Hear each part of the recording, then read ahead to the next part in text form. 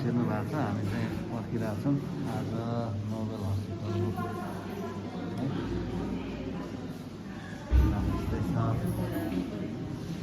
नेपालको बसाइ यस्तै छ हस्पिटल धाउँदै बस्दै है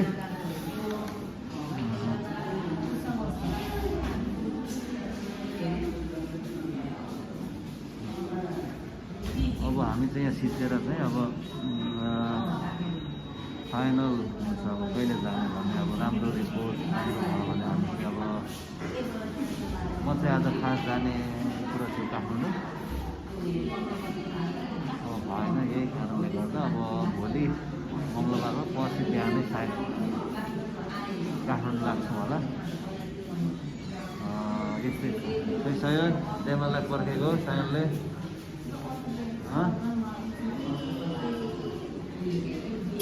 हामी चाहिँ निर्मला नारायणलाई पर्खिरहेको छौँ है विराट चोक ल हामी चाहिँ अब विराटनगरबाट पर्खिरहेछौँ है वेली मलाई भिडियो खिच्देऊ न यता तिमीले खिच्देऊ नि त ल ल भयो विराटनगरबाट पर्खिरहेछौँ बेलबारी निस्केर सायोन कुलुङ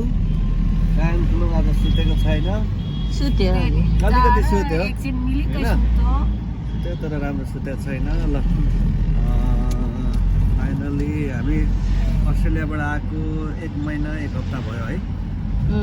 फर्किने बेला भइसकेको छ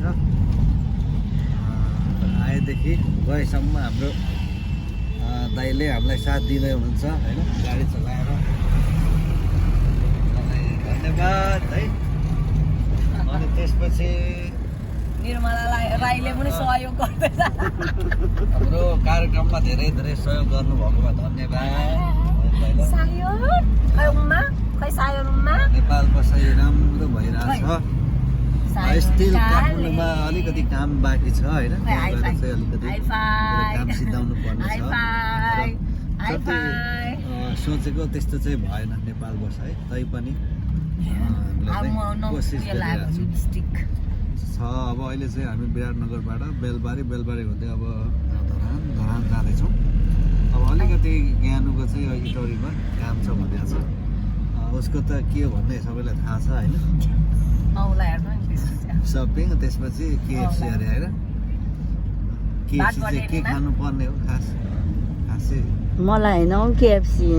मान्छेले सुन्दा पनि घरमा लाने केएफसी जहाँ लाने हो तिमीलाई